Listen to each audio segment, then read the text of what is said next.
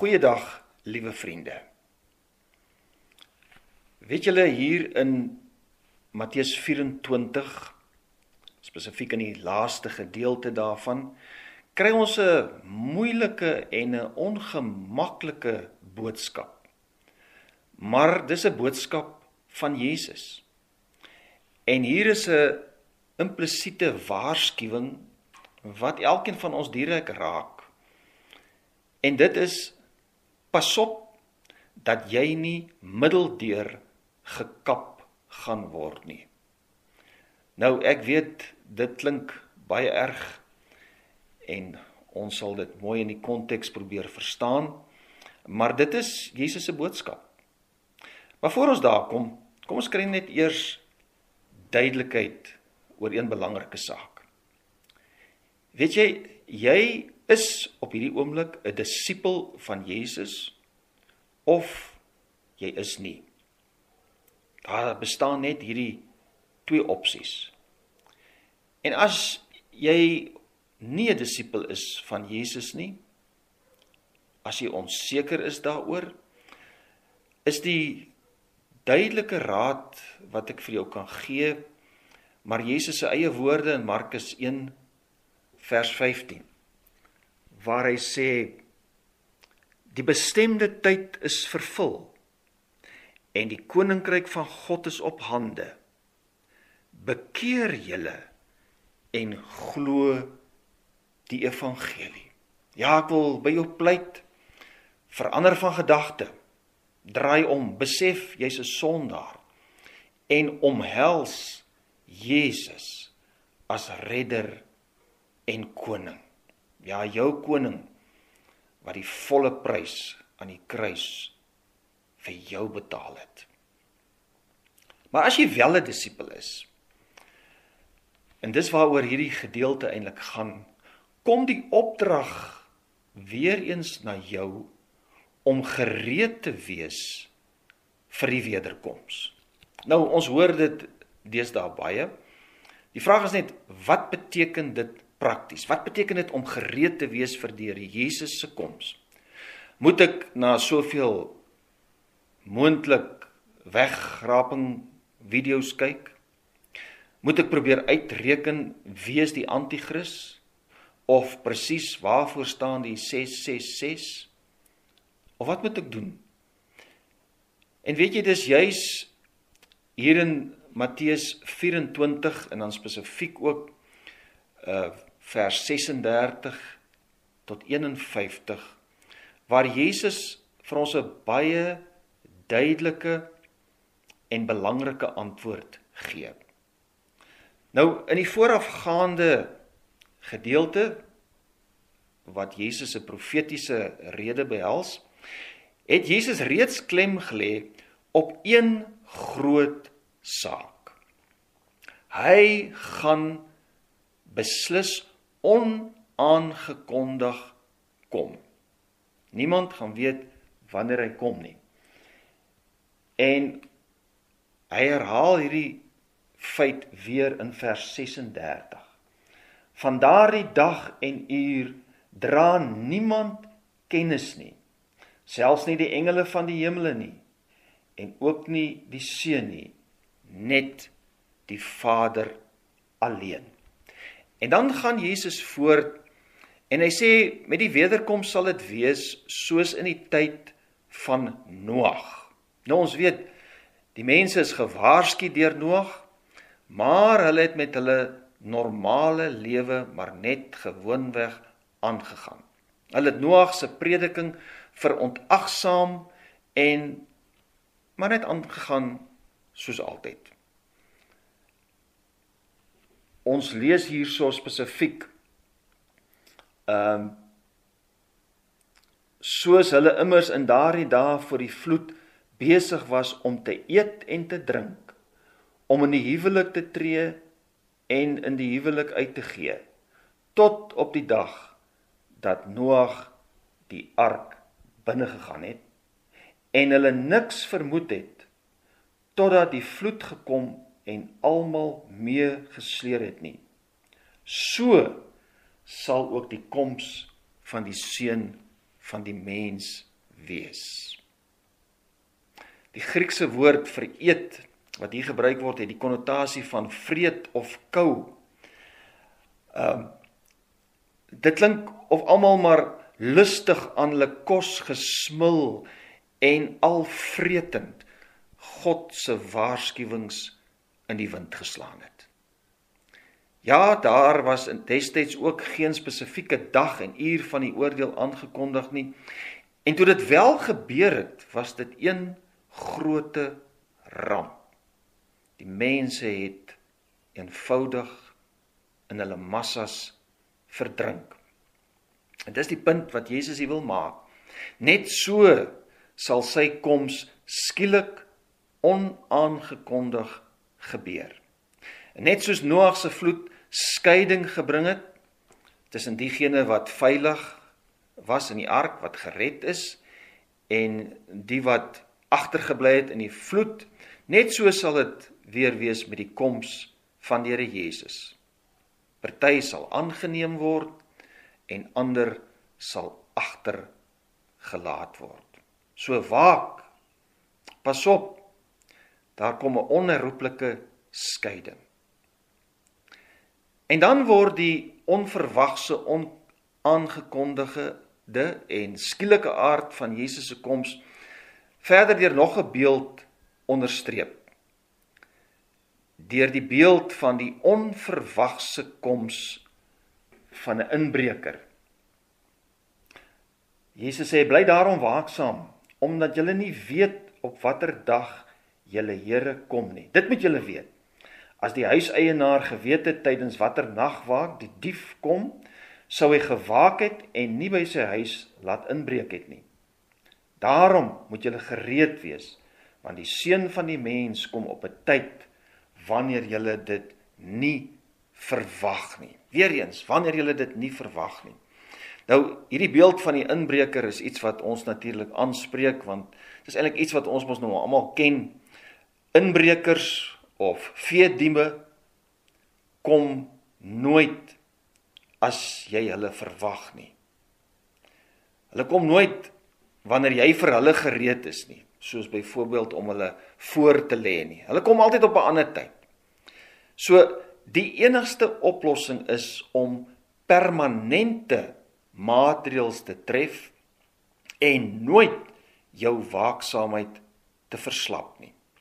So dit gaan hier oor voortdurende waaksaamheid. Want ons weet mos, want is juist daardie een nag as jy nie gereed is nie, dan kom die dief mos nou. En hierdie beginsel geld vir almal van ons wat Jesus se disippels is. Ja, vir diegene wat destyds na hom geluister het, maar ook vir my en vir jou. Wees voortdurend gereed. Maar dit bring ons nou weer by die vraag, presies, wat beteken dit om gereed te wees, om waaksaam te wees? En dan gaan Jesus aan en hy gee vir ons die antwoord in nog 'n beeld. Vers 45, hy sê, wie is dan die betroubare en verstandige slaaf vir wie die eienaar aangestel het oor sy huishouding om vir hulle op tyd kos te gee? Gelukkig is daardie slaaf wie se eienaar hom so aan die werk sal vind wanneer hy kom. 'n Disipel wat gereed is 'n disipel wat aan die werk is. 'n Disipel wat besig is om te doen dit wat Jesus van ons vra om te doen. Let wel, dit gaan hier oor sy disippels. Weereens, vriende, as jy nog nie 'n disipel van Jesus is nie, wel, dan gaan dit nou nie help, jy probeer sy werk doen nie, jy kan dit nog nie doen nie. Maar as jy 'n disipel is, moet jy weet, ons taak is om die woorde en die genade van God uit te deel, spesifiek ook binne die huishouding van God. Mens kan ook sommer net weer hier vinnig dink aan die liggaamsbeeld. Elkeen wat waarlik aan Jesus behoort, is deel van sy liggaam, het sy nou dit die hand of die oog of die voet of die oor is, en die een lid versorg die ander. Daarom, as jy vandag weet, jy's 'n disipel, dan moet jy ook weet, jy het 'n opdrag om jou mede-disipels, jou mede-diensknegte te versorg. Weereens kom die kwessie van die feit dat die koms van die Here Jesus onaangekondig is hier na vore. Die tydstip van sy koms is onbekend. Vir die disipel, wat ten spyte van die feit dat sy eienaar nog nie gekom het nie, wel besig is om sy pligte uit te voer, is daar 'n groot verrassing. 'n geweldige groot beloning. Luister wat sê Jesus. Amen, ek sê vir julle, hy sal hom oor al sy besittings aanstel. Dit is nou die disipel, die slaaf, wat aan die werk gevind sal word wanneer die eienaar kom. Wat beteken dit? Wel, in die lig van die nuwe hemel en die nuwe aarde, beteken dit dat God se getroue kinders in beheer gestel sal word van sy nuwe skepping. Ja, dit sluit ons nou aan, terloops, dit was ons nou God se oorspronklike bedoeling met Adam en Eva, hulle moes heers oor die skepping, maar hulle het dit toe verbrou weens die sondeval. So die goeie disipel wat besig is met sy heerse werk, sal 'n heerlike beloning ontvang. Maar wat nou van die slegte disipel?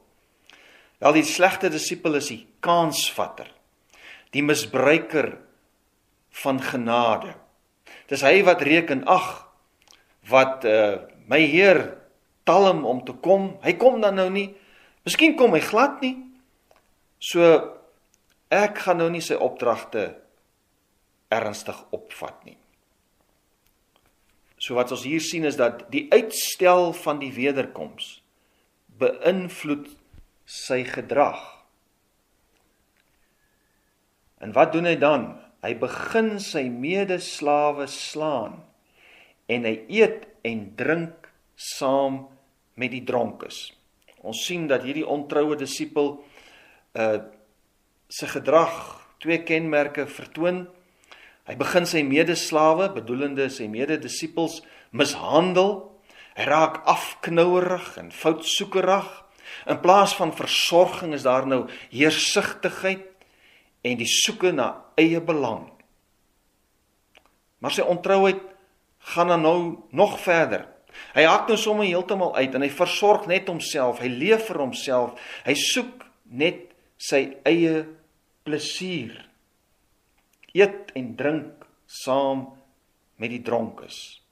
Ja, in plaas van die werk van sy Here doen, van versorging van ander, gee homself nou oor aan sinnelike genot. En dan die skrikwekkende. Die Heer sal kom op 'n dag en 'n uur wat die slegte dienskneg dit nie verwag nie.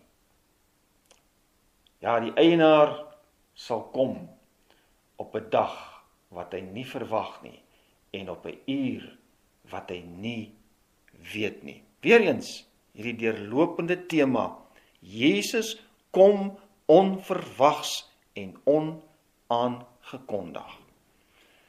En dan kom ons nou by hierdie skrikwekkende, ja, wat sal ek dit noem? Skrikwekkende waarheid.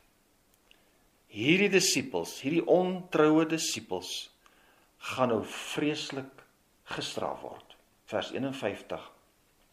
Hy sal hom middeldeur laat kap en hom laat deel in die lot van die skynheiliges. Daar sal 'n geween wees en 'n geknars van tande. Hierdie Griekse term middeldeur kap kan letterlik verstaan word. Dis 'n vorm van doodstraf wat van die Perse afkomstig is, of dit kan bloot sê net 'n skrikwekkende straf en oordeel. Maar jy weet, hier wil ons breine nou eintlik toeslaan en ons kele toetrek. Dis 'n skrikwekkende straf. En dis 'n straf nie vir die heidene daar ver nie, maar vir ontroue disippels. En Jesus sê spesifiek, hierdie ontroue disippels sal deel in die lot van die skynheiliges. Nou in hierdie konteks was die skynheiliges die ongelowige skrifgeleerdes en fariseërs waarvan Jesus in hoofstuk 23 gepraat het. Daai vreeslike hoofstuk waar hy so die oordeele uitspreek oor die skrifgeleerdes en die fariseërs. En jy weet, dit is wat nou so ongemaklik is van Jesus se woorde. Presies hierdie selfde oordeel wat die skynheilige skrifgeleerdes en fariseërs gaan tref, gaan ook sy eie disippels tref wat nie waaksaam is nie, wat nie gereed is nie, wat nie besig is met die werk waarvoor die Here hulle aangestel het nie. En dis iets wat ons baie ongemaklik maak. Die oordeele van God gaan nie net die ongelowiges, ja die ongelowiges daar buite ver tref nie, maar ook sy eie disippels wat nie gereed is nie, wat nie besig is om sy opdragte uit te voer nie. Die opdragte wat die Meester ons gegee het nie. En daarom moet ons mekaar waarsku. Broer en suster, pas op, moenie verval in eie ambisie, baasspelerigheid, geldgierigheid en plesiersoekerigheid nie. Moet jou nie self valslik gerus maak om te sê, ja maar ek is mos daarom 'n gelowige, ek is nie soos die ander heidene of ongelowiges nie. Ons moet mekaar aanmoedig en vir mekaar vra, hou jy daagliks rekening met die koms van die Here Jesus? Is jy besig om sy opdragte uit te voer? Kom ons maak dit sommer baie prakties.